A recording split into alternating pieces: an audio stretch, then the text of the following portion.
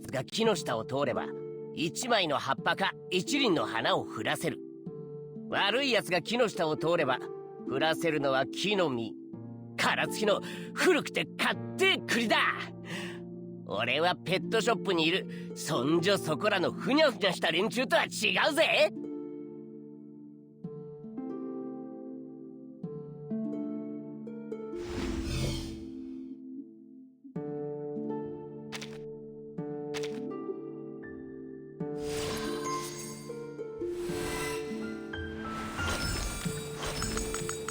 みんな俺のことはアルカニストだって言うけど、でもリスはリスだろ。